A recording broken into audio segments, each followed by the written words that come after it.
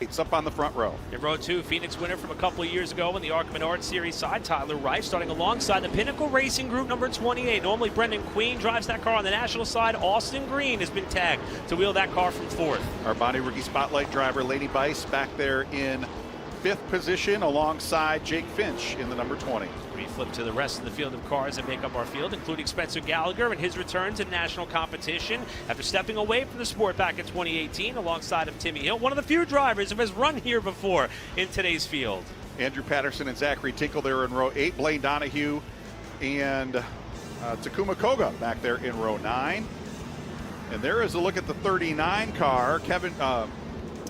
Caleb Costner scheduled to start the 39 car. I do believe that this is going to be London McKenzie perhaps in this car. London had a heavy crash in the 93, the team car there at the end of practice. As we get the 1 to go signal, next time by, we will go racing for 125 laps. Denise Engel up in the flag stand, the only full-time female starter for a nationally touring stock car series. Good to have Denise here with us. And of course, Mark Honkamp in the pace truck leading the field down the backstretch.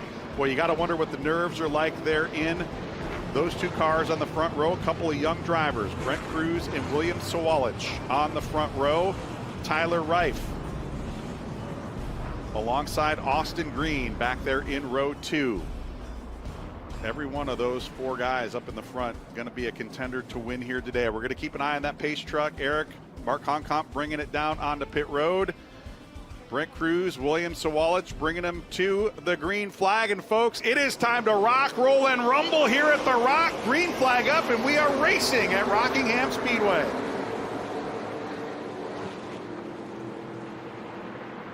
On the break, Brent Cruz going to get the jump. Here comes Tyler Reif trying to make it a battle for 2nd down the backstretch and into 3. Sawalich going to hold them off.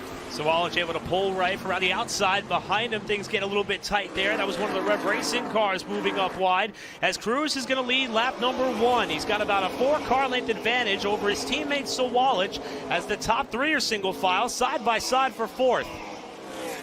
Brent Cruz was about 0.2 of a second quicker than everybody throughout the course of practice the last couple of days as we see the first battle for position. There's Jake Finch to the inside, and he's going to get sideways into turn 3. Hard contact into the outside wall. LeVar Scott also involved. Oh, Zachary. Caution, going to be out for the first time today. Zachary Tinkle did a masterful job avoiding the car of Jake Finch as he came off the wall, and for LeVar Scott, he had nowhere to go. Wrong place, wrong time once that 20 car broke free. And the ARCA Menard Series Talladega winner from 2024 in one of his few starts on the east side has shortened up the back end of that race car. Let's see if we can take a look at what happened there. Eric going off into turn 3 to the inside of Austin Green. He's going to drive it in deep, and it looks like the rear end just jumped out into the outside wall. And LeVar Scott, boy, LeVar's going to come out of this. He's going to have some damage to that car, Eric, but I don't think it's going to be anywhere near as bad as it could have been. One more look from inside turn 3. Keep an eye on that 20 car as he dives off into 3. That car got free as soon as he tried to cut down to the line. I mean, as soon as he approached his entrance to that 3rd turn, it snapped sideways on him. And we talked about the emotional weekend it's been so far for Venerini Motorsports. They got 2 bullets in the chamber here. Patrick Staropoli still running out on the racetrack in a top 10 spot. But I'm not sure that Jake Finch is going to be able to return to competition after he's been off to a great start to 2025, winning several races that he's been competing in full-bodied stock cars. Had high hopes coming into this race.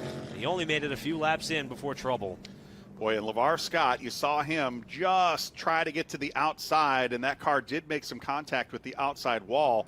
I don't think the fenders are rubbing in on those tires at all, and if they are, they certainly could probably be pulled out. But there you see Jake Finch, and I think he is about to climb out of that car. An early end to the day for the driver who dominated that race at Talladega Super Speedway in 2024. Led every lap. How often do you see that at a plate race? The good news for Jake is the opportunity to maybe shake this off is a week away. He's entered into the race again at Talladega on the national side, also going to run Michigan, Dover, and Bristol as far as his ARCA Menard Series slate with Venerini Motorsports, and just came off of what was a win in the Baby Rattler and for the 2nd year in a row in a Pro Late model. And he is helping that team get that car out of Dodge. It's only a few laps in before Jake Finch finds the wall in turn 3 and puts us under the caution for the first time in this race. So there is Jake in the Gator right there. He will have to take the ride down to the infield care center, but obviously out of the car under his own power. Tough way to end the day for that young man of Lynn Haven, Florida. He's going to keep his helmet on for the ride to the care center. Probably not a bad idea with someone else driving there. But there are the two drivers up front. Brent Cruz in the 81, William Sawalich in the 18. And I kept a close eye on Brent Cruz throughout the practice sessions yesterday, even earlier today. He has been able to keep that car on the white line on both ends of the racetrack, not just on a mock qualifying run, but even 10, 12, 15 laps into a run. That car has been handling extremely well.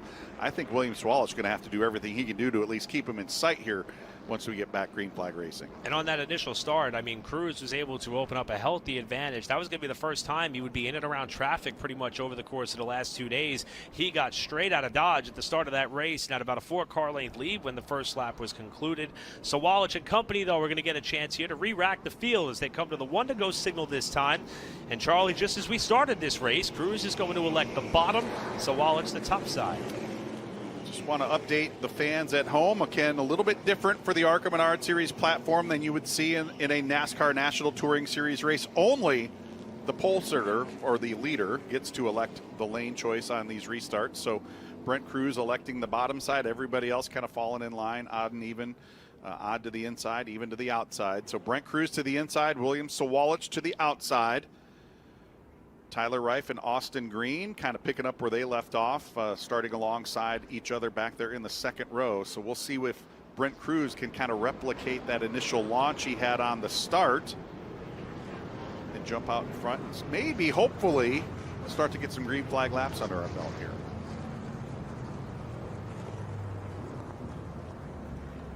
So the field behind the pace truck in turns 3 and 4 coming to green. Coming to complete lap 6 of 125, the scheduled distance. Pace truck down onto pit road.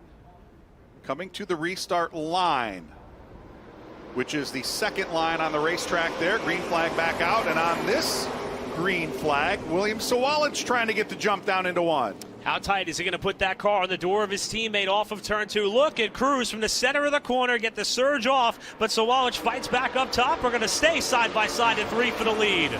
William Sawalich trying to use that momentum, but right now Brent Cruz using all the grip of that bottom lane. He's going to put the nose of the 81 car back out front. Cruz to the lead here at start finish. Sawalich second. Here comes Tyler Reif in the 23 car, and that car has been wicked fast every week. They just haven't had the luck to get the finishes that they wanted, particularly at Phoenix. But right now, Tyler Reif looking strong, sitting in third. Reif holding it down, the final spot on the podium as we check in on Cruz, who's opened up the advantage again over Sawalich. Reif reeling in Sawalich for that second spot. Tyler's someone who's been very busy. He's been racing a pro late model several times over the course of the last few weeks. Holds down third as we watch Isaac Kitzmiller in the 79 to the inside of Zachary Tinkle in the 11. Jumping back up to the front of the field, there is Brent Cruz setting sail. He is in cruise mode as we see this battle for position. Andrew Patterson in the 40. There's Zachary Tinkle drifting way up the racetrack, and here comes LeVar Scott in the 6. They have indeed pulled those fenders off of the right side, and LeVar Scott going to try to work his way back through the field, currently sitting in 14th position.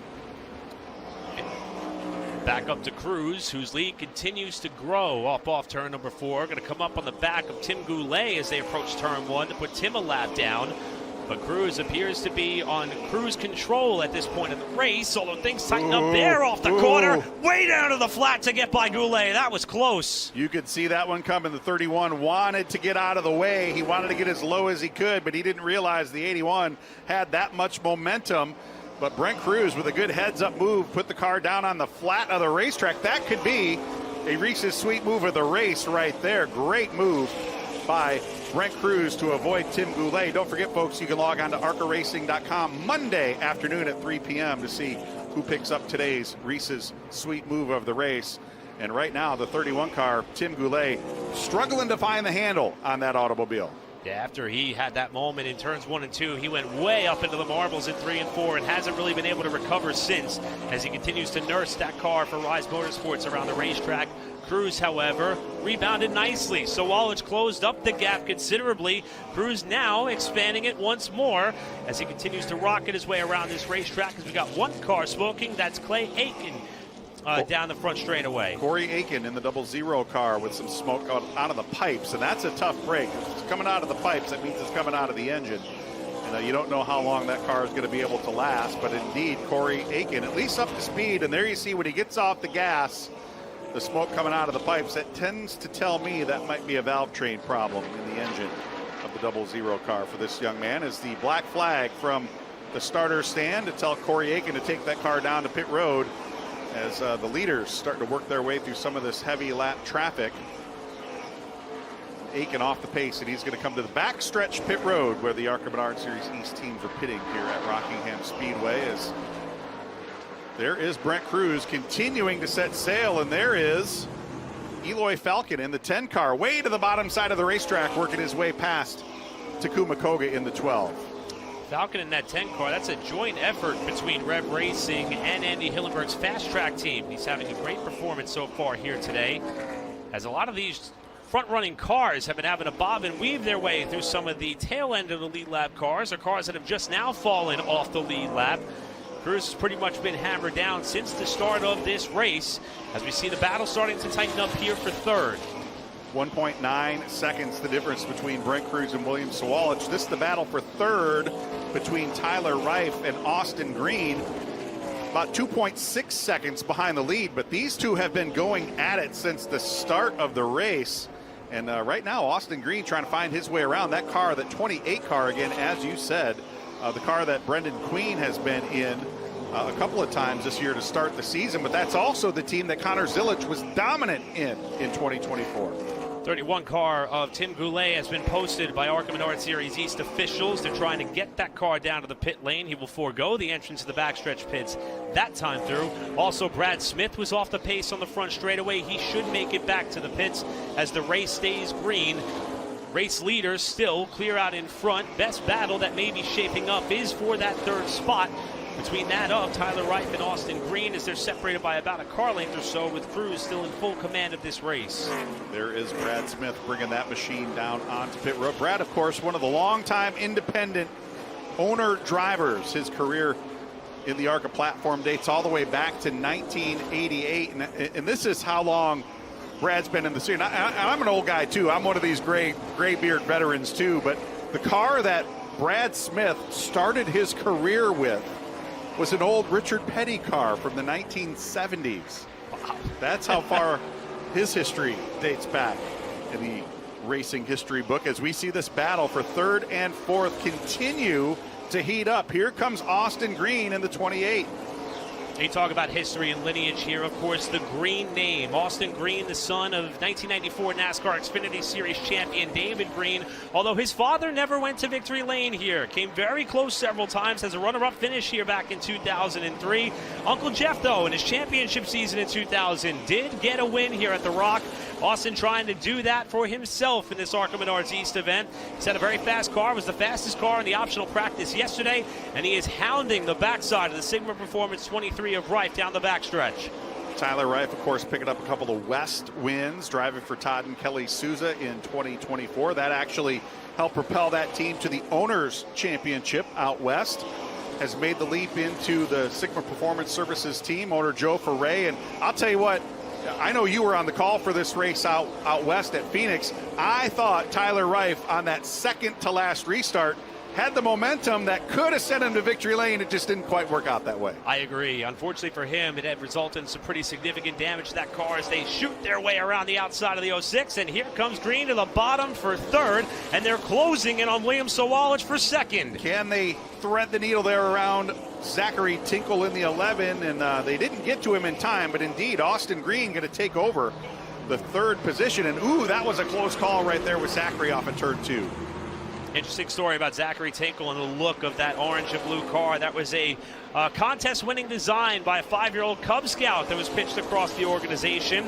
In fact, that Cub Scout James B. invited to the racetrack here, his design being chosen. Zachary giving it a good ride as we check in on our race leader, Brent Cruz, who, aside from having to slice and dice his way through some cars at the tail end of the field, smooth sailing for the ARCA Menard Series Phoenix winner, looking for his first win in the East Series. You know, something I noticed when we were watching that battle for third and fourth, those two cars, the 28 and the 23, about a half a groove up off of that white line on both ends of the racetrack. Brent Cruz keeping those left side tires pinned to the white line on both ends.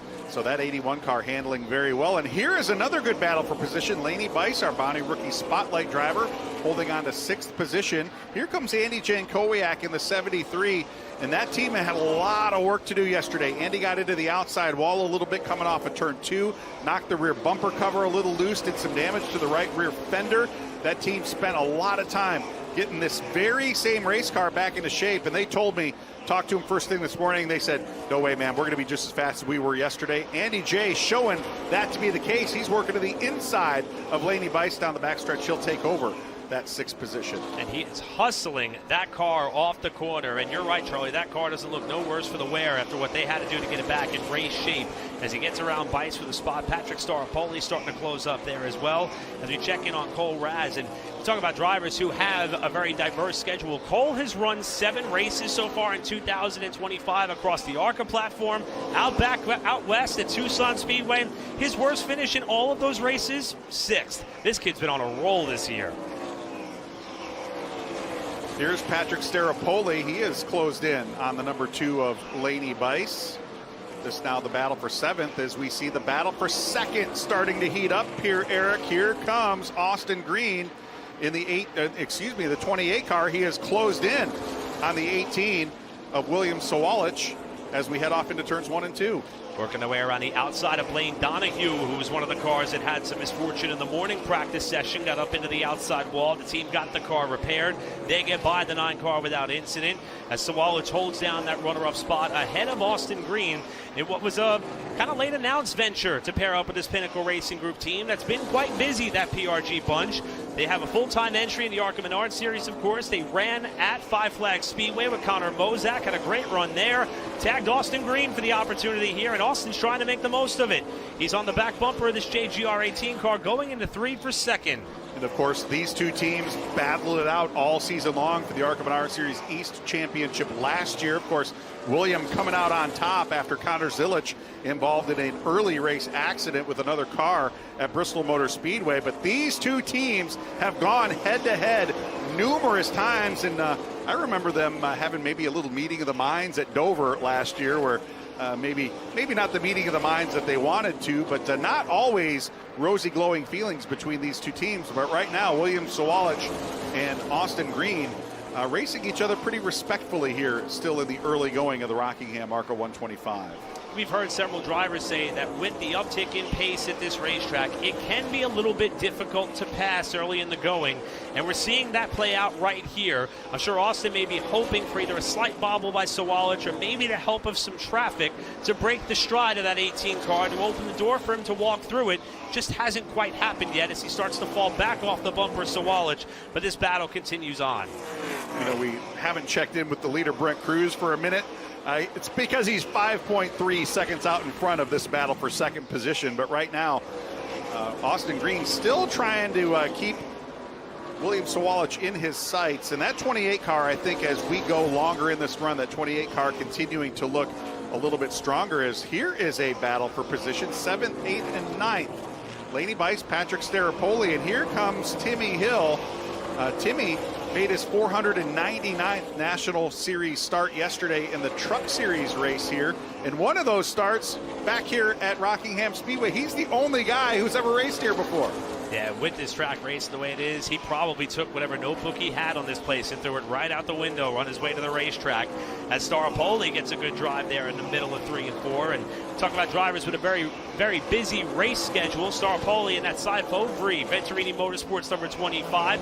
Got some more ARCA races on his plate. Also going to run with the Cook Racing Technologies team this season. Got a start coming up there at Kansas. Patrick has been able to get back behind the wheel of a race car after focusing on his academic and professional career, and he brings a lot of jubilance at the racetrack. He is so happy to be back at the Speedway.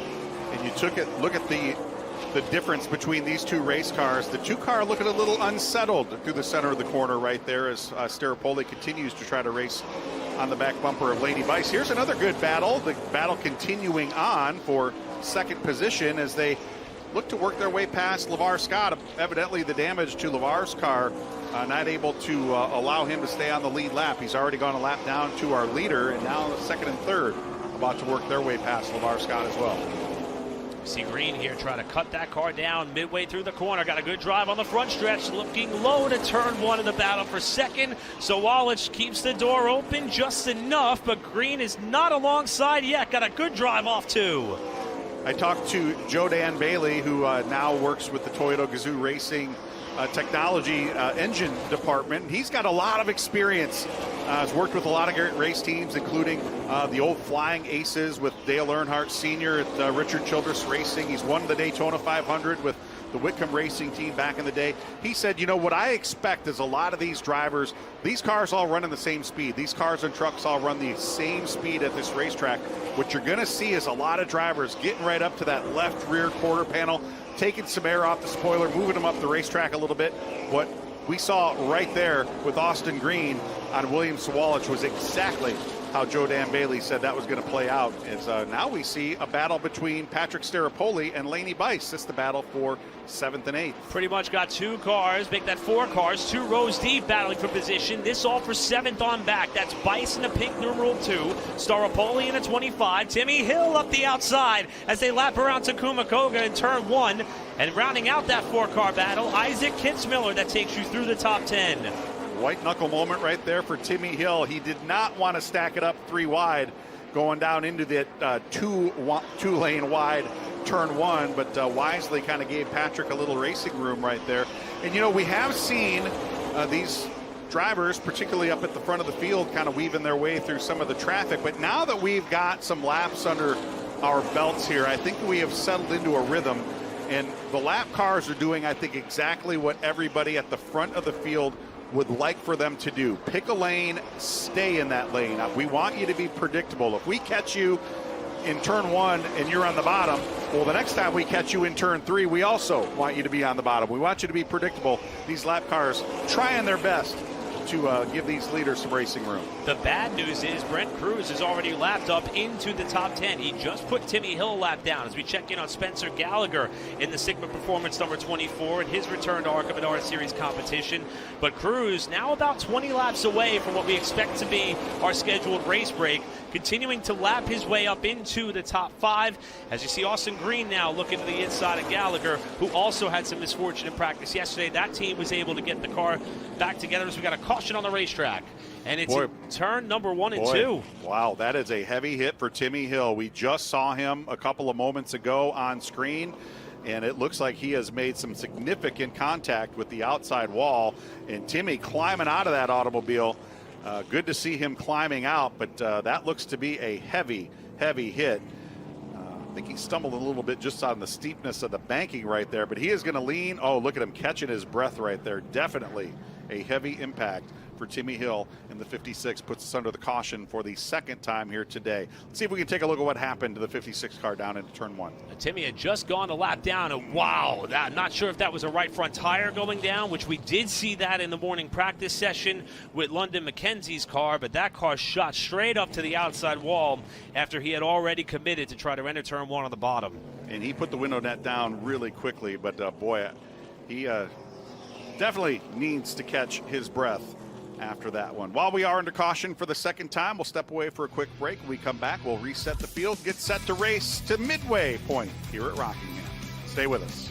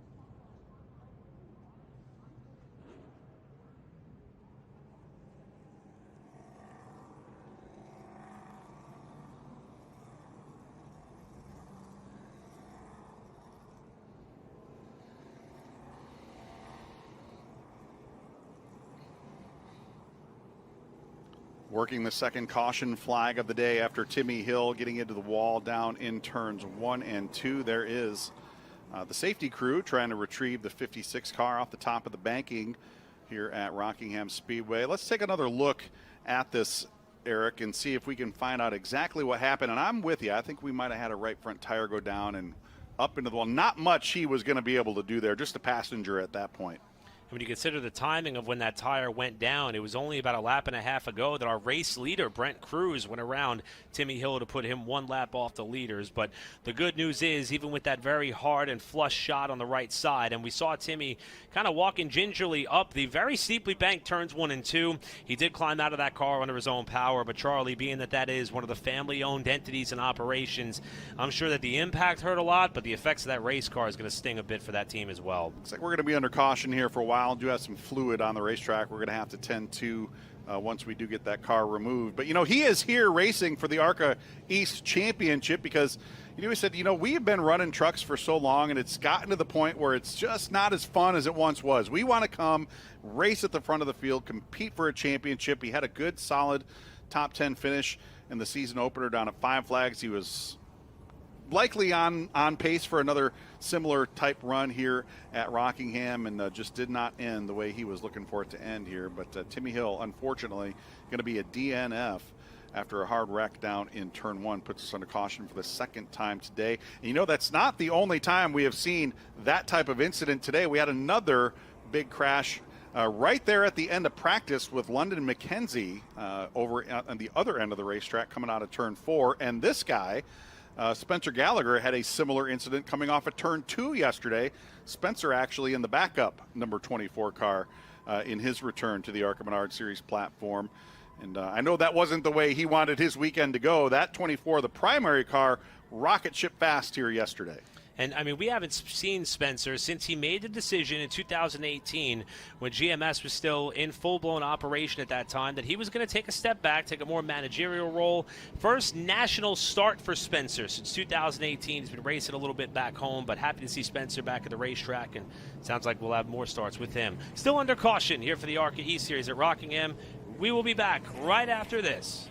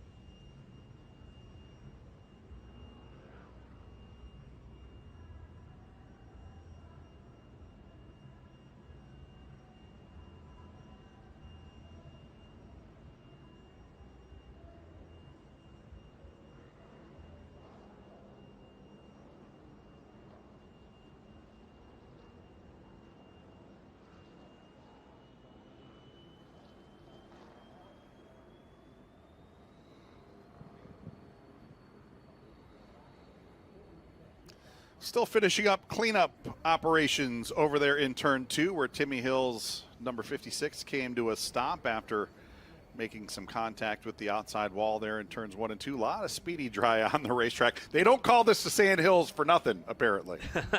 Yeah, unfortunately, we had to put that to work after Hill found the outside retaining wall, and we mentioned how hard that hit was. It obviously disrupted a lot underneath the hood of that race car and left a trail pretty much coming down the 22-degree banking in turns 1 and 2, but the track crew's been doing a great job to get things situated as we have now 51 laps in the books. Again, we're expecting our race break on or around lap 63, around the halfway point of this 125-lap race, but the dominant car by far up to this point has been Brent Cruz, but this caution will allow the rest of the field to get a chance to get maybe a short dash up against that 81 car before the one and only chance to make some adjustments if needed. Talking about getting some adjustments, there was LeVar Scott coming off of pit road. Some adjustments made to that car, and of course LeVar, unfortunately, wrong place, wrong time there on lap, what was that, lap 2, when Jake Finch got sideways in front of him. And right now, everybody trying to keep this guy in sight. Brent Cruz in that number 81 car has been just absolutely dominant, had opened up a 6+ second advantage prior to that caution flag. As you know, it has been something that I didn't ever think was going to happen to this point. You know, NASCAR officially back at Rockingham Speedway, and look at this crowd, Eric. You know, I was here yesterday for the Truck Series race, and I want to say it was maybe 85 or 90% full on a good Friday afternoon. A full house expected for the Xfinity race coming up later on this afternoon, and it's probably 80% full for ARCA East racing. What a crowd here today. And I mean, just watching the fans continue to walk up the hill that leads over towards turn number 4, which is one of the main entry points of the facility. Everyone has a smile on their face. As we touched on at the top of the show, the weather could not be more perfect. It is so enlightening to see this place come alive with not only race cars.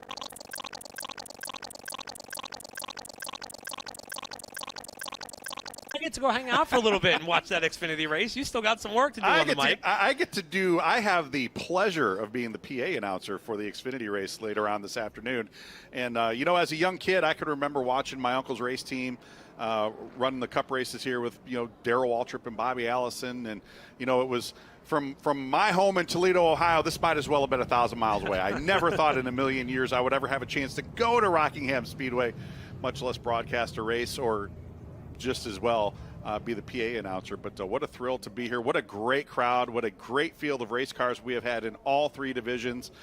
Tyler Ankrum picking up the win yesterday in the truck race. And we're going to find out if anybody can keep Brent Cruz out of victory lane. As look at that. That guy has got, you know, I'm feeling a little hungry all of a sudden. Yeah, now the key thing is to not have any trouble getting back to your seat. Otherwise, that's going to be on the not top 10 list for the end. We don't want that. 1 to go. Signal given at the stripe. We're going to go racing, and this is going to be interesting because we just came off a long green flag run. We're going to have kind of a 10 or 12 lap sprint here to the midway point, the break here at or around lap 63. So now that Austin Green has kind of worked his way through traffic, can he keep Brent Cruz in sight? And it's the first time Cruz is not going to be starting alongside of his teammate William Sawalich. So Austin Green may be fully intent on getting right on the right side door of that 81 car going to turn 1 if he wants to take control of this race before the upcoming race break. First time we've seen Tyler Reif up in the outside groove as well. He has restarted 3rd on both of the previous restart attempts. We'll see if that 23 car maybe comes to life now that is not down on the inside lane. Coming back to green as we complete lap 54. So 9 laps to the midway point and the scheduled break at lap 63. Coming to the restart line. Again, the second line on the racetrack is the restart line. And here we go. Let's see what happens down into 1. Cruz with the jump. Can Green keep him in sight? Boy, those JGR cars on the bottom, they were coordinated to be in lockstep formation in the restart line, and they were able to take over control of 1 and 2 in this race again, kicking Austin Green back to 3rd. Battle for 4th starting to incentivize. We got a caution. Debris on the front straightaway will slow this field fresh off the 1 attempt to get us back going. Well, we'll line them up and try it again. So we still have some debris, maybe some remnants of that incident down in turns 1 and 2 on the racetrack. So this will put us under caution for the third time today, and you could not have described it any better. Those two cars, the 81 and the 18, absolute lockstep on that restart. Looked like a restart like what we may see at Talladega next week for the National Series, where they were just ready to go, coordinate with one another, make a little bit of a nudge and a push from Sawalich to Cruz to clear him well out in front of the 28 to turn one. And once the door was open, Sawalich just walked right on through it. So those two Joe Gibbs Racing entries are going to find themselves in control of this race, as that is certainly a worthy enough piece of debris on the front straightaway. We do not need anybody running that bumper bar over at speed, but this is a very good break for Spencer Gallagher in the 24 car. That quick caution gets him the free pass to rejoin the tail end of the lead lap, so that will put Spencer, who is in 10th position, back on the lead lap and give us 10 cars on the lead lap. And there is Spencer as he tries to tag onto the tail end of the field. We will line him up in maybe not a 10-lap dash to the finish, but maybe a 7 or 8-lap dash to the midway point, and the 5-minute break coming up at lap 63. And many of the drivers and teams are going to have a chance to maybe use this as a dress rehearsal should this race come down to a late race sprint or even a green-white checker to settle this one. This is going to be a pretty good reminiscent or sim of that type of circumstance, and we'll see how aggressive some of the drivers at the front are going to be willing to be. As you said, Charlie, with Gallagher getting that free pass, it'll be 10 cars on the lead lap. The driver hoping for that quick race break may be Cole Raz. He's the next car in line currently to receive the free pass should we see another yellow, so he's going to be trying to hold on to that spot, but it'll be another chance to see what Cruz has up his sleeve. And Charlie, you alluded to some of the differences in the rules with the choose option not being available for these teams. The only option is for the leader to pick inside or outside. Restarts are another thing we talk about with these ARCA Menard Series races as well. There is a restart zone here because the Truck Series and the Xfinity Series are racing. We're driving into that restart zone right now. Those two lines on the racetrack, that goes out the window for ARCA Menard Series East Racing here at Rockingham. The only line we need to pay attention to, and as a matter of fact, I have it wrong, it is the first line, the top line on the racetrack is actually the restart line. Once we get to that line, the leader has to be the first car to that line. We saw that a couple of times last year, and it doesn't matter if it's an inch, a foot, or 10 feet. If the driver scored in second, beats the leader to that line, they're going to get a pass-through penalty. So that could come into play later on today, but definitely one of the major differences between the ARCA platform and the National Series. And you touched on one of the reasons why. It's a uniform rule that's set across the board because a lot of the tracks in which this series in particular visits, they don't have a zone to go off of with some of the companion events that happen at those racetracks. So it's one of the elements to keep some continuity across the rules in the series all year long, and it's something that many drivers, including the likes of, say, William Sawalich, who what he's been racing all year long on the Xfinity side, it's a different set of rules, and the hope is that the team and the spotter are constantly reminding some of these drivers of the nuances that it is to race on the ARCA side of the national motorsports landscape, and that's one of the things we'll keep an eye on. And it's tough because those spotters also get used to working those National Series races, and that's why it's important to come to the drivers' meeting every morning, right? We're going to get the one to go this time around, doubling them up for another attempt to get us to lap 63 and our 5-minute break coming up. So we should have maybe 4 laps to go to that lap 63 mark. And again, no surprise, Cruz electing the bottom lane. We did see Sawalich retake second, so he will move to the front row for this restart. Austin Green back in the second row. And how about this name for the first time today? Eloy Falcon in the number 10. I was just about to mention him on that last restart. He had made a tremendous move down the backstretch. Young Eloy Falcon in the 10 car looking pretty stout here as we close in on the midway point. All right, we're going to come back to green. 4 laps to go to the midway point. Eric, we talked about that long green flag run. That's all out the window. It is a 4-lap helmet dash to the midway point here. And can William Sawalich keep Brent Cruz in sight? Coming back to that restart line. Green flag in the air. Sawalich keeping him even down into turn 1. Let's see what happens. Sawalic's going to try to use the momentum of the top lane, but again, that 81 car, that grip on the bottom side, just too good.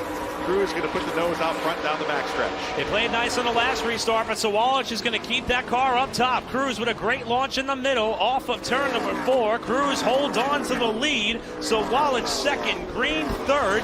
And it is Eloy Falcon up into fourth spot. Tyler Reif gets tagged. Up the track he goes and into the wall for Tyler Reif in turn 1. He and Laney Bice got together. Bice going to keep digging, but Tyler Reif bouncing off the outside wall, and there is damage to the right side of that car. Caution flag going to come out. I did not have that on my bingo card on that restart. Wow.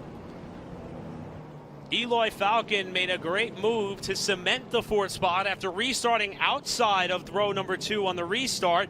Behind them, Tyler Reif was trying to settle back in line, lost a couple of positions, and then got a little bit of a brush on the left rear quarter panel going off into the high-speed entrance to turn 1, and he tried and tried and tried to keep it off the wall, but ran out of real estate. Let's take another look at what happened. Keep an eye on the 23 car to the top side of the racetrack, and Laney just drifted up the racetrack a little bit, and that lane already occupied by Tyler Reif. And we talked about Tyler having that terrific run at Phoenix. He was maybe 2 laps away from another victory. This is just the type of luck that Sigma Performance Racing team has had so far here in 2025. As we get a look at Laney Bice's car, we'll try to check the right front fender as they come around. But, you know, Charlie, that's kind of been the luck that Tyler has just had this year as well. And that's some pretty significant damage to the front end of that 2 car of Laney Bice in her ARCA Menard Series East debut. And that's indicative of the contact that kicked off that crash. But Tyler's most recent contest was a Cars Tour Pro Late Model event down in Georgia, ironically Laney Bice, his home state. And he was running so well there when the transmission came undone on that race car and put him out of the race. He just cannot seem to get out from under this black cloud. And this Sigma Performance team has really been put through the ringer over the last couple days. But that car's still rolling. If they can get it repaired, he may have a chance in the second half, as this caution will also serve as our halfway yellow and our race break. So that will give both of these drivers involved in this incident, Tyler Reif and Laney Bice, an opportunity to get these cars repaired. Let's take one more look at it right there. And yeah, Laney definitely just drifted up the racetrack a little bit and got into the left rear quarter panel. I think Laney may have been trying to avoid Andy Jankowiak, who having a very strong run, but I think Andy has been rolling out of the corners a little bit to get a little more momentum off the corners, and Laney didn't expect that, and she tried to make the move around, and unfortunately that lane already occupied by Tyler Reif. And boy, that could have been way worse if that's all the damage that the 23 comes out.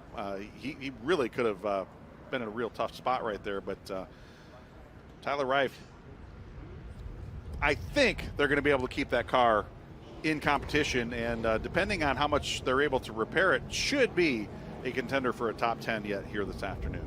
You said that wreck could have been way worse. I mean, Patrick Staropoli, Cole Raz, Isaac Kitzmiller, all in that knot right off that yellow as soon as the 23 car got tagged up towards the top of the racetrack. So we are under our 4th caution of the race, also going to serve as our halfway break. We'll be back for the second half of the ARCA Rockingham 125.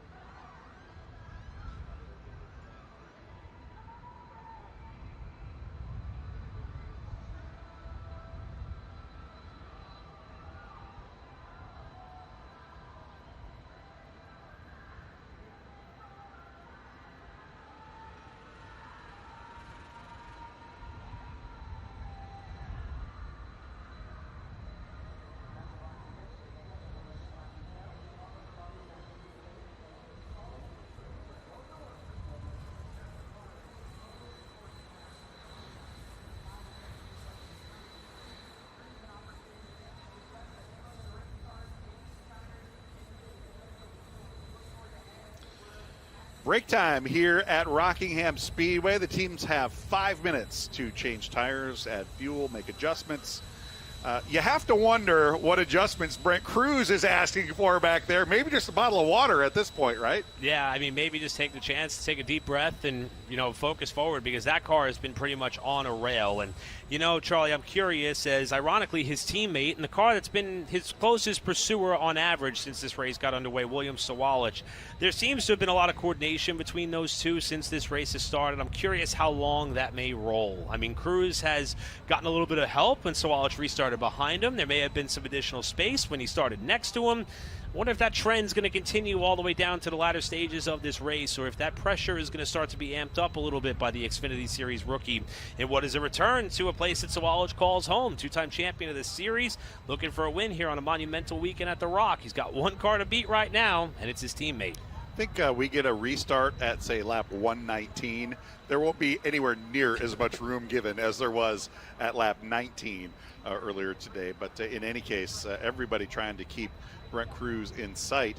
And there you see the repair efforts on the front nose of Lady Bice in the number 2. She, of course, involved in that incident there with Tyler Reif, and they're going to put the right front tire back on that. And unfortunately for her, and I don't think they're going to get that patched up back 100%, and unfortunately for her, probably not going to help her advance towards a top 5 finish. You need that right front fender to be fully intact at a place like Rockingham. This track may measure just under 1 mile, but it is by no means a short track by any stretch of the imagination. Saw some people debating that across the social media platforms. This is not a short track. An aero matters a lot. Our very own Jacqueline Drake is down there kind of saying that they are doing a lot of work on that car as well. The Reif team with Sigma Performance, they're trying to repair the right side after he got up in the wall with the contact with Laney Bice.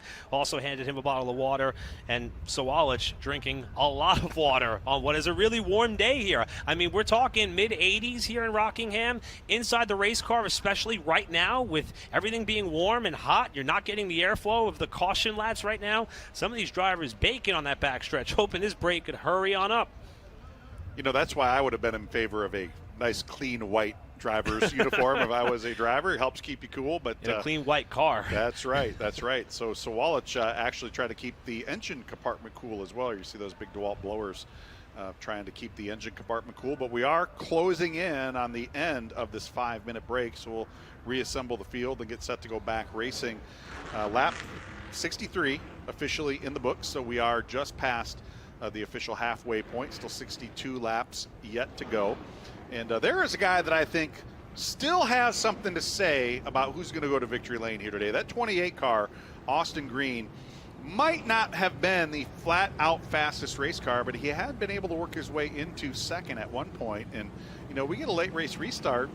Anything could happen. Austin Green still has a good shot, maybe stealing one here from Brent Cruz. And when you think about this race team, which the Pinnacle Racing Group has really grown into a top-running team across whatever discipline of motorsports they enter in a relatively quick time. Now, granted, Mark Webb and his group of organizers, along with the tutelage of Shane Huffman, former NASCAR Xfinity Series driver, an absolute stalwart in the late model landscape of motorsports, they've really gotten themselves a tremendous group of people. And we've seen a lot of different drivers come out and prove their talent. You mentioned Connor Zilic en route to what was almost an E-Series championship before he went off to the Xfinity Series. Learned a lot with this race team. Austin Green getting a chance. Brendan Queen is in a rookie campaign. Off the win at Daytona on the national side of the runner-up at Phoenix. And Connor Mozak had a race-winning car potentially at 5 Flags before the tire went down in some contact. Austin Green's got himself with a good group, and I think the tutelage and direction of that team could also be a big incentive that keeps him in contention for this race, even though the JGR cars have been the class of the field so far. I don't think you will find anybody in a garage area full of ultra competitive people. You won't find any more competitive than Shane Huffman. Oh, yeah. He loves winning races, and he kind of gets a little salty when he doesn't win races, which is the sign of a true contender right there. But there you see the damage on the right front corner of Laney Bice's car. Actually got it a little bit cleaner than I thought they were going to be able to right there, but still, I don't think that's going to be aerodynamically sound like she needs it to, but hey, stranger things to happen. Laney still currently scored in the 6th position. Let's recap the front of the field here as we get set to go back racing. Brent Cruz, William Sawalich, your top two. Austin Green in third. How about that run by Eloy Falcon in fourth? Andy Jankowiak in fifth. Laney Bice, Patrick Staropoli, Isaac Kitzmiller, Tyler Reif, and Spencer Gallagher, your top 10. Cole Raz was able to get the free pass on this caution, so 11 cars back on the lead lap. Andrew Patterson, LeVar Scott, both one lap down. Scott, who was involved in the opening wreck that happened with Jake Finch to kick off this race, sustained some damage there, still on a bit of a comeback trail. The same could be said for his teammate Laney Bice, who rejoins the field. And there's a look at Patrick Staropoli. And Patrick is someone who I had a chance to talk to during the week. And, you know, I had mentioned it earlier in the first half of this race. But, you know, Patrick is someone who, as we're a lap away from the restart, his racing career appeared to be on a tremendous trajectory to top-tier success. But he had a decision to make between his profession and his driving duties. He was given the advice, racing will be here for you. He's gone on to be an incredible doctor in the ophthalmology field. Now back with some partners to be able to run some of these ARCA races. And he's done a tremendous job. Even got a top 20 in his Xfinity Series debut at Martinsville about a month ago. Now trying to get a good result here at the Rock. Of course, Patrick, a former West Series winner out at the now closed Irwindale Speedway back in 2014. So just a little bit of a pause in his racing career, and I think we will see him up near the front. There is Tyler Reif. We got a quick look at him, and that car looked to be pretty well back to 100% after that scuff with the wall. So we'll see if he's able to race his way back through the field and get up to the front as we are coming back to green. 64 laps in the book, so 61. My basic math skills are correct. Yet to go, so we will come to green with 60 laps to go as we get the green flag, and lots of racing yet to come, and everybody going to try to keep Brent Cruz in their sights as we get back to the restart line. And here comes William Sawalich. Sawalich with the launch. Can he take that 18 car to the front of the field down into turn one? Gives a little bit of room there as they approach turn one. This is what we've seen the last few restarts. These two started alongside, but Sawalich with a great drive off turn two. It's got the edge by a half a car length as they go to three. Ooh, Cruz driving that car in ultra deep into 3 and 4, but look at Sawalich running the outside lane. He is going to lead across the stripe to complete lap 66. First time we've seen anybody other than Brent Cruz lead a lap here at Rockingham. Cruz drove that car down into turn number one to take the lead back as he gets around Sawalich, and there's some smoke coming from Tyler Reif's car. It appears to be from the right rear. Evidently, not all of the damage has been able to be repaired on that last stop. We'll see if that car can make it as he continues to smoke down the front stretch. And Reif going to bring that car down inside the white line there down on the apron of the racetrack. You do not want to run around Rockingham Speedway at speeds approaching 160 miles an hour with a tire rub. He wisely will bring that car to Tom Ackerman and the team down on the backstretch pit road. But in any case, here is the battle for the lead. Not much of a battle at the moment. Brent Cruz setting sail, and William Sawalich doing a nice job at least keeping him in sight. 0.4 of a second the difference here as we see this battle for position. Patrick Staropoli working his way up into the top 5. Patrick Staropoli, Eddie Jankowiak, Isaac Kitzmiller in the 79. The three cars that are pretty much knotted together for the final spot in the top 5 as things stand. Meanwhile, we've got a new runner up in the third, just getting around a car in which he said was perfect, did that of Austin Green, who held third. Eloy Falcon up to a podium spot as Jankowiak continues to wrestle the car in turns 1 and 2. And it took a while for that 73 car to come to where Andy J liked it that first half of the race. And it could just be that the air pressures haven't come up to where he expects them and needs them to be. But that 73 car looking a little darty right now as we check in on this battle. 3rd and 4th on the racetrack. And how about young Eloy Falcon? This youngster has been around this Rev Racing team for the last couple of years, coming to the racetrack, helping any way that he can. He's always had a smile on his face, always done anything they've asked him to do.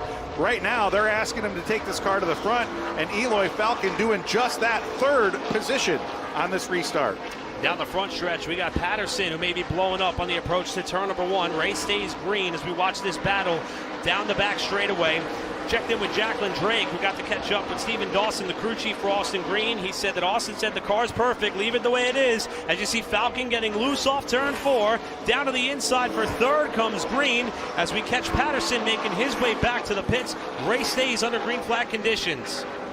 And that car jumped out from underneath Eloy Falcon right there. A little wiggly in turns 3 and 4. That opened the door for Austin Green to retake third position. And it looks like it's going to be a short day for Andrew Patterson. His second consecutive tough race. He was involved in an incident in practice. Wasn't even able to take the green at Five Flag Speedway back in March.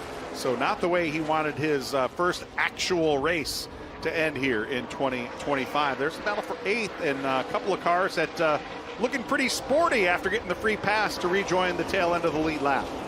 Spencer Gallagher in the 24, Cole Raz in the 76, both racing each other quite hard for a spot up here in the top 10. Raz with a good drive off 4, Gallagher alongside, and this battle will continue to turn 1 where things could tighten up. And look at Gallagher giving Raz a good bit of room going in the corner. A lot of respect being shown between these two as this fight will continue on. A couple of drivers at the opposite ends of the experience spectrum right here. Cole Raz, a youngster making his way through the super late model ranks on the West Coast, making the transition into full-bodied stock car racing here in the ARCA Menard Series platform. Spencer Gallagher, despite having taken several years off, has hundreds of starts across not only the ARCA Menard Series platform, but the NASCAR Craftsman Trucks and the NASCAR Xfinity Series as well.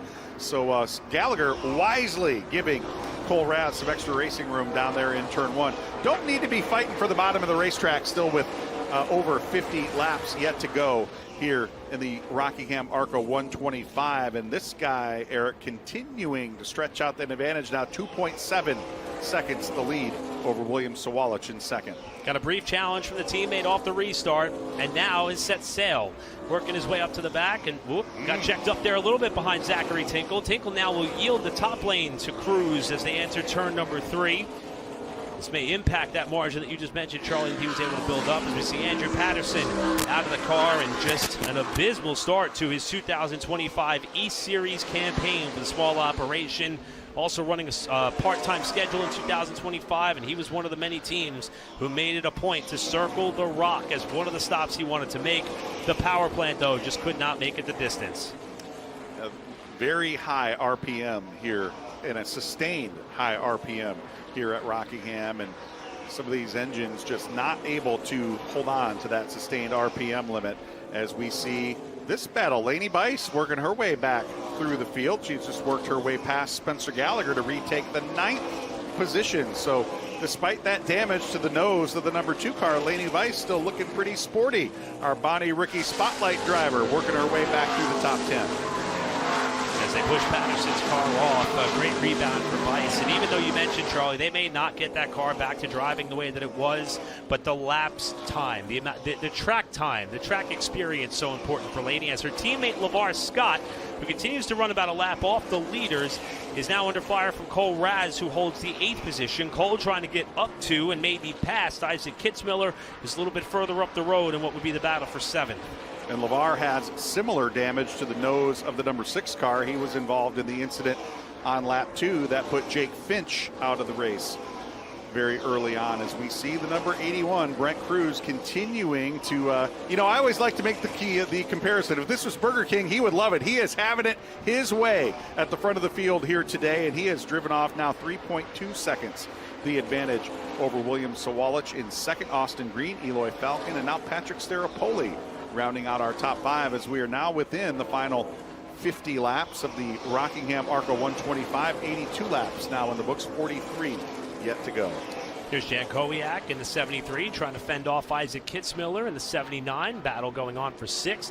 I was talking to Andy Jankowiak during the week, and he mentioned some of the partnerships he was able to bring on. Florida Safety System's been a long-time supporter for him. The plan was to hopefully have Jody, who's with that organization here at the Speedway, but he's back home recovering, watching along with all of you from home. So he wishes them all the best. He's doing a great job up at the top 10 as things stand. As we see Tyler Wright returning to the pit area, just not able to beat out the bodywork enough after that contact in the turn 1 wall. And the bad luck for Tyler Reif continues. And Charlie, there's not a lot of urgency to get out to that race car right now. And the damage to that car is in one of the most critical areas. That right rear fender needs to be solid. It needs to be in place. You don't have that you don't have any side force in this car, and you are so dependent on side force, and that's where this car has excelled all weekend long through the center of the corner and off of the corner. When you want to get on the throttle, you need every bit of those aerodynamics to help keep you planted on the racetrack. And that 23 car just doesn't have that right now.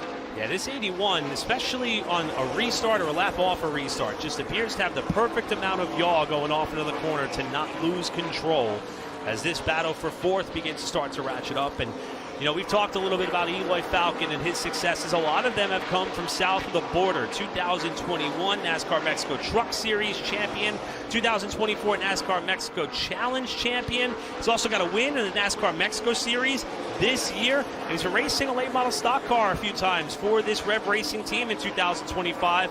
And Charlie, this is a hard racetrack to figure out on your first try, and Eloy is doing a tremendous job carrying the banner for Rev Racing right now in fourth. There are a lot of drivers who have been here multiple times that haven't been able to figure it out, as well as Eloy Falcon has his first attempt. As we check in at the front of the field, there is Brent Cruz, 4.2 seconds the advantage, so hasn't cost him too much, that little checkup that he had to make there a few moments ago. He has kicked it back into cruise control and has driven away from this guy, William Sawalich, currently in second. Two-time ARCA Menard Series East champion. He's going to run the Xfinity Series race later today, and you have to think what he's learning today going to help him once we go Xfinity racing later on. Going to roll off fifth for that Xfinity race. We check in on Austin Green, who currently runs in the third position. He told his crew chief he felt like the car was perfect. Need to see a little bit more to be able to try to reel in the two ahead of him. But a great Pinnacle Racing Group debut for Austin Green, who's also slated to come down for the Xfinity race later on. We check in with fourth place runner in Eloy Falcon.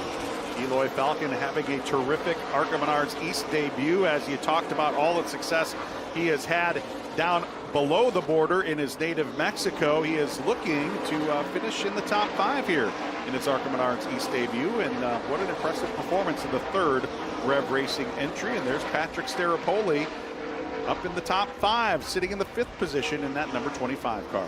His schedule continues to pick up. He's back with this team at Talladega. Going to start at Kansas, still on the docket. Many truck races with Cook Racing Technologies. Patrick Staropoli rounding out the top 5 right now. What's been a very big week for Venerini Motorsports. Here's another partner story for Andy Jankowiak. He won a Southern Modified event 1 year ago. The person who sang the national anthem, his name was Skylar Whitfield, struck up a friendship with him. Skylar was hosting a concert in the area last night.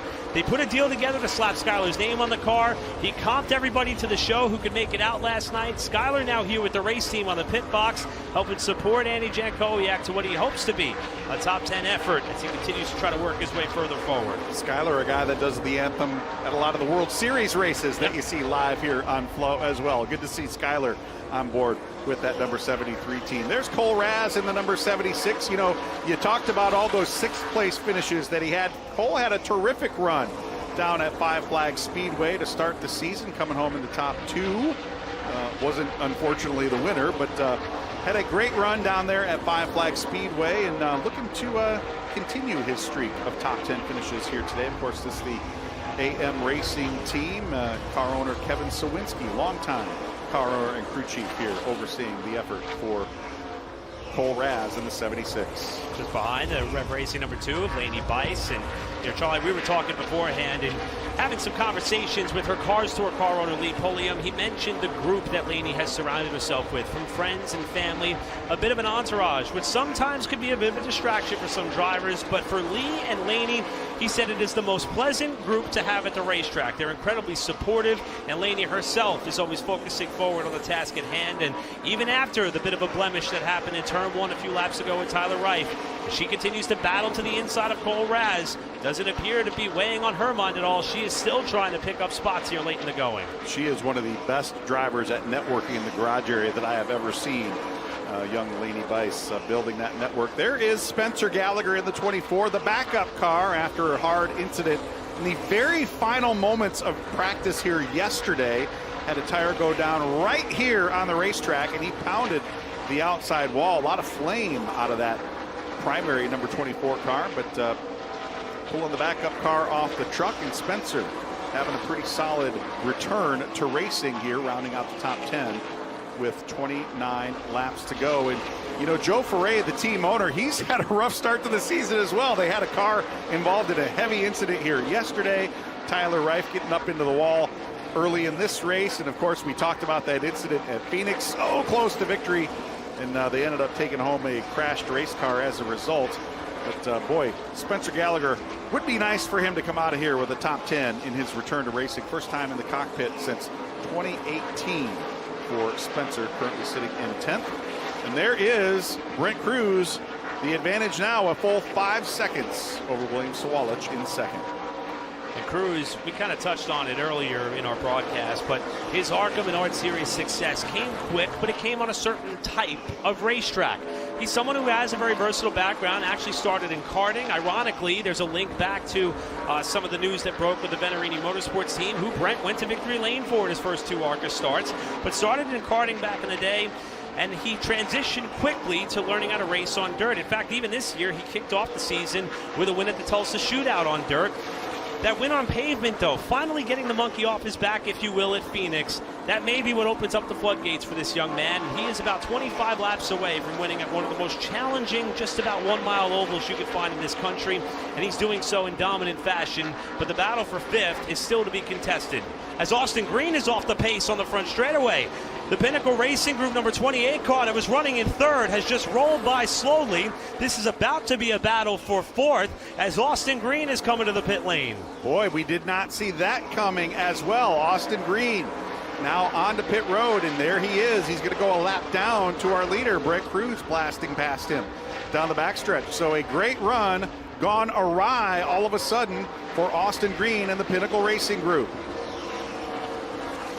And that car sounded off pace as it came down off of turn 4 past our broadcast location, and one of the crew members jumping into the cockpit. That tells me could be an ignition issue. The ignition box located right there on the passenger side of the dashboard, and they're going to go to the battery compartment. So electrical issues or ignition issues on the 28 car. With just 25 laps to go, Austin Green from a podium spot to the pit lane here, as that team tries to diagnose the issue and see if they can get Austin back out. But the laps are continuing to click by under green flag conditions.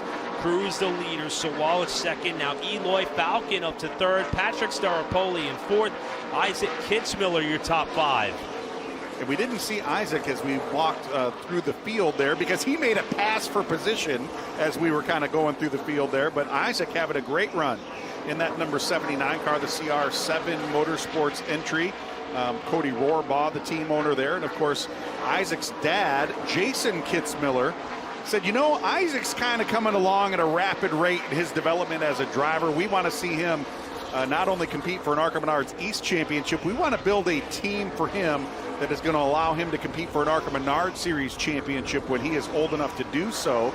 So Jason Kitzmiller, Frank Kimmel, and that whole team said, you know what, we're going to run for the entire ARCA Menards Series season in 2025. Let's get this team ready so that when Isaac is ready, he's able to jump in and go right to the front. He's doing just that here today. Isaac Kitzmiller with an impressive run in the 5th position. And the work continues on Austin Green's cars. We are inside 20 laps to go. Cruz out to a pretty substantial advantage. Best fight is starting to materialize, maybe for 4th, involving the aforementioned Kitzmiller and company. But Cruz continues to be the dominating car of this race. Leads 6.5 seconds the last time around. Charlie, I think the only 2 things of potential concern is we got a caution on the racetrack. Ooh. Trouble in turn 4. We got a car that has gone around and may have caught Spencer Gallagher on the way by. That is the number 9 of Donahue, who has spun. And indeed, damage to the nose, and I did see some damage to the right side of the 24 car. So Spencer Gallagher clipping Blaine Donahue. Blaine got sideways over there in turn 3. Looked like it was going to be a harmless spin, and then he started coming down the banking, and Spencer had already committed to going down onto the apron and just didn't have enough room to clear Blaine Donahue. And there's the damage to the number 9 car, but that does put us under caution yet again here at Rockingham. Was just about to say the one thing that Brent Cruz did not want to see was the yellow, and here it comes. You did it. You did it. You jinxed him. Get a quick look here at the right side of Spencer Gallagher. Believe it or not, for as much damage that's on the nose of the 9 car of Donahue, Gallagher may have been able to get away with one here. There's Donahue already sideways entering our picture in 3 and 4. Look at the pack coming down on him right there. Boy, Spencer, you know Spencer was saying, hold the brakes, hold the brakes, hold the brakes, hold the brakes. And the car just drifted down the racetrack, and Spencer, as you saw, had already committed to it and just made some slight contact with the right side of his car. A lot of damage resulting, though, there on the number 9. And, you know, Blaine Donahue had a really impressive debut performance last year up at Flat Rock Speedway, finished well up into the top 10. His dad, Patrick, oversees the efforts for the Big Machine vodka spiked coolers car that former ARCA champion Nick Sanchez drives in the Xfinity Series. They've had an impressive weekend so far here at Rockingham Speedway. This is kind of a downer moment, but Blaine Donahue, still a young driver with a big future ahead of him if he keeps getting these types of opportunities with Andy Hillenberg's team. And there is Spencer Gallagher down on pit road, and they are hard at work trying to repair the right side of that number 24 car. And Charlie, you were talking about just, again, a bit of bad luck for the Sigma Performance team that has had success, has gone to victory lane before in the ARCA Menard Series on the regional side, but just really a rough weekend so far at Rockingham. Nevertheless, that incident down in Turn 4 could have been much, much worse if Spencer Gallagher wasn't on his heels as much as he was in that moment to get drivers left and away from the number 9 of Donahue. And we talk about drivers and teams and certain individuals wearing dual hats. Blaine himself helps out on that 48 team, so he's going to have to shrug off this unfortunate event towards the end of this race and focus forward on maybe helping Nick Sanchez get a win later on this afternoon in that ARCA race to team up with his father, as you mentioned. And I'll tell you what, that Xfinity race coming up, the front of that field loaded with former ARCA winners, former ARCA champions.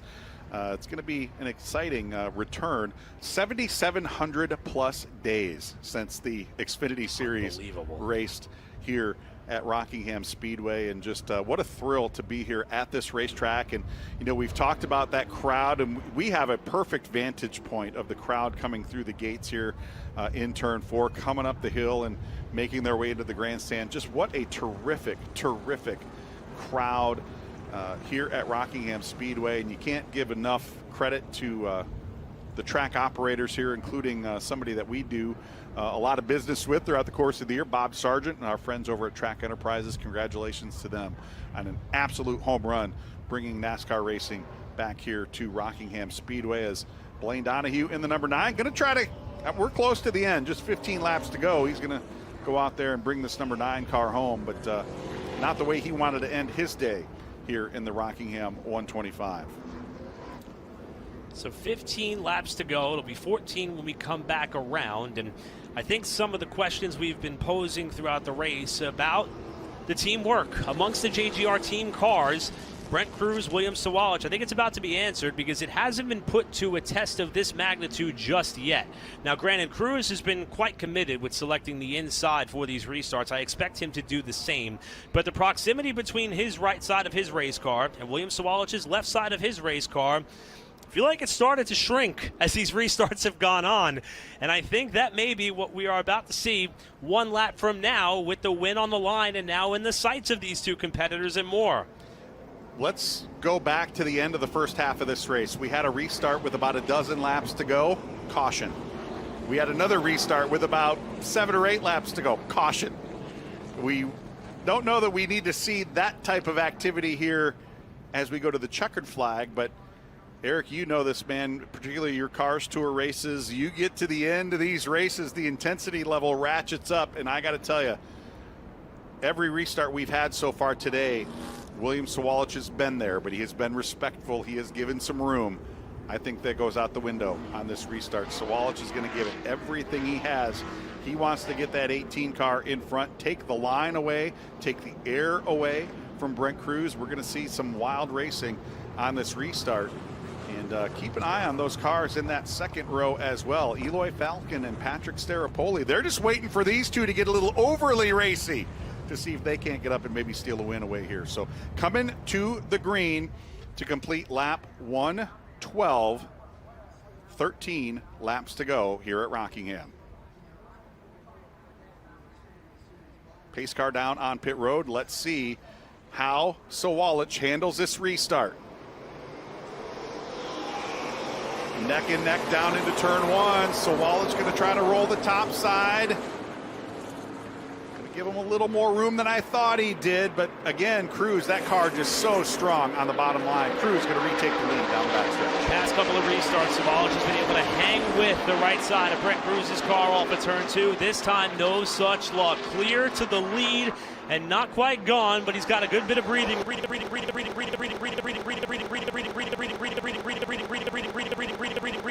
Jankowiak, your top 5. Andy Jankowiak with a great restart. He jumps into the top 5.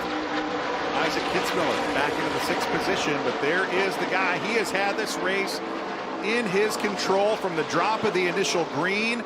Brent Cruz stretched it out. There's the battle, 4th, 5th, and 6th. Patrick Staropoli with a terrific run in the 25 car, holding on to 4th. Andy J coming back from a brush with the wall yesterday that forced his crew to work late into the night. He is holding on to 5th, and look at these two. Austin Green, despite being a couple of laps down, he wants to show everybody just how strong that 28 car is. Wants to prove that car has pace to maybe stay up towards the front of the field should those problems not have found him late in the going. This the battle for 3rd, about 4 cars strong off turn 2. Eloy Falcon in the 10, Patrick Staropoli in the 25, Jankowiak in the 73, all vying for a potential podium finish here with Cruz and Sawalich locking down the top 2 spots right now. Boy, you talk about a dominant performance since we dropped the green flag. Brent Cruz has stretched out 2.1 seconds on William Sawalich. Sawalich with a comfortable advantage, about a 1.5 seconds in hand over Eloy Falcon, Patrick Staropoli, and Andy Jankowiak. This battle right here, the battle for 3rd, 4th, and 5th. Falcon with just an impressive performance in his East Series debut at perhaps the toughest racetrack this series is going to go to all year long. And Falcon looking like a veteran here late in the going.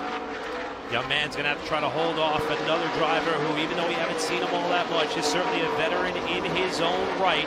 And Patrick Staropoli started to ramp up his on-track activity over the last few years, running some late model events down in Florida. He works in Texas, would commute to Florida to drive those race cars, and also got behind the wheel of a Tour Type Modified, now knocking on the door of a podium at Rockingham, but it's all going on well behind Brent Cruz, who continues to walk away from the field. This car has been literally on cruise control, as you said, all race long, coming to complete lap 120. Next time around, Cruz within sight of the checkered flag as we got a battle going on now for 5th. Here comes Isaac Kitzmiller trying to retake that spot from Andy J. The more that this race goes on, the faster the 79 car appears to be. And with his eyes and sights set on the East Series Championship in 2025, he's been off to a great start to the year so far. As Isaac, he'd like to add another top 5 to that stat column as he continues to hound the rear spoiler at Jankowiak to turn 1. 5 to go, 5 more times around for Brent Cruz, 5 more times around for Isaac Kitzmiller to try to find his way past Andy Jankowiak. That 79 car looking extremely strong through the center of the corner. But I'll tell you what, Andy Jankowiak, a lot of experience behind the wheel of that race car. This guy, one of the best short track racers in the country, and to do it on the budget that he does it on, even more impressive. Andy J and this Class Motorsports team looking strong here at Rockingham as we check back into the front of the field. Brent Cruz coming to the 3 to go signal, this time by 122 laps now in the books. Just 3 more times around for the young man out of Davidson, North Carolina. You know, Racing Reference had him listed out of Tulsa, Oklahoma for his entire career. He finally reached out to us and said, you know, I'm from Davidson. I was born there and I've lived there my whole life. Can we get that updated? We said, yeah, absolutely. We'll get that fixed for you. But right now, Brent Cruz driving away from William Sawalich. A statement race for this young man. 2 laps to go for Brent Cruz. Cruz is someone who's been watching the calendar very closely. He's been searching for the opportunity to be eligible to move up in his racing career. He's got a bunch of Truck Series races on the docket this season for Tricon Garage, but he wants a piece of hardware to go along with it. He's 1 lap away from grabbing a win at the Rock. White flag up for Brent Cruz. He has no pressure from behind. Cleanly down into turns 1 and 2. And down the backstretch for the final time. 5.6 seconds ahead of William Sawalich. Cruz keeping that car painted to the white line. He's off at turn 4. Brent Cruz gonna pick up the win here at Rockingham. We wait for William Sawalich. Here comes Sawalich off of turn 4. Let's check on this battle deeper in the field. Here comes Isaac Kitzmiller. Not going to do it. Andy J. going to come home 5th. Isaac Kitzmiller coming home in 6th. But what a statement performance by Brent Crews. We joked with him at Phoenix. Wins at Springfield, wins at DuQuoin, wins at Phoenix. Now another win on the 1 mile track here at Rockingham. I think the floodgates have officially opened as he's going to get a congratulatory acknowledgement from his teammate in this race, William Sawalich, as it is a Joe Gibbs Racing 1-2, final margin of victory in excess of 6 seconds. But Crews is going to burn down the house. He's got no Xfinity race to worry about later on this afternoon. He can enjoy this one for the rest of the weekend. Brent Crews celebrating his first ARCA Menards E-Series win of his very young racing career. Crews already going to victory lane earlier this year at Phoenix Raceway. He's picked up a huge win for him at the Tulsa Shootout earlier in the year. And boy, he is coming a little close to that outside wall there, Eric. You don't want to give Matt Ross and those guys any extra work to do, but boy, a jubilant young man celebrating a big statement victory here in the Rockingham 125. Brent Crews, dominant here today. I think he led every lap but one. Wow, what a day for Brent Crews. A little bit of salt in the wound for the rest of the field. They're trying to pull around to the backstretch pits where they're meant to be stationed. They got to drive by the celebration that Crews just put on to this massive crowd that has come out to Rockingham. And the celebratory efforts could kick off here in just a few moments for this young man, as you said, out of Davidson, North Carolina, who is just scratching the surface of what his talents will be able to bring him in his career. And he put it on full display on what is a very challenging and tough racetrack to execute that type of performance your first time out. And we will get Brent down into the makeshift victory lane here at the start-finish line. Our Jacqueline Drake will be in position here in just a matter of moments. We'll grab a quick word with our winner and other.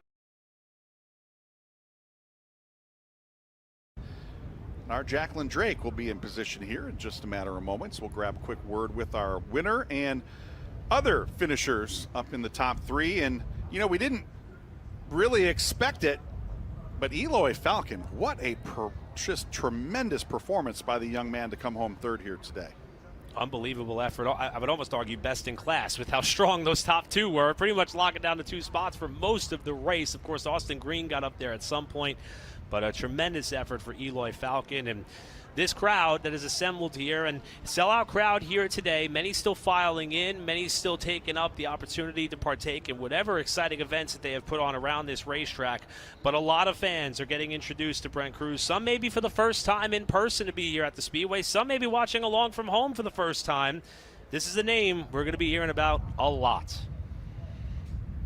Appreciate everybody joining us at home live here on Flow Racing, also on the NASCAR channel, streaming live on Tubi. Great to have you all with us on a historic weekend here at Rockingham Speedway. The first time NASCAR style racing has been here in over a dozen years, and I see our Jacqueline Drake moving down into position, so we'll head it trackside to hear from our winner. And out of the car, he comes, the winner today at the Rockingham 125. The number 81 of Brent Crews brings it home from flag to flag, fastest in practice. He got the pole award, and then a dominating performance. Brent, you're throwing the water everywhere. Man, what a day for you, soaking it in here in the history of Rockingham. But what was the key to all the success and how quick that 81 car was? Yeah, the good Lord above keeping me safe for sure. Just want to thank you to all you amazing race fans for coming out here, having a sold out Rockingham Speedway is pretty cool, especially at a historic place like this. The work they've done in this place is amazing. All glory to God for keeping us safe out there.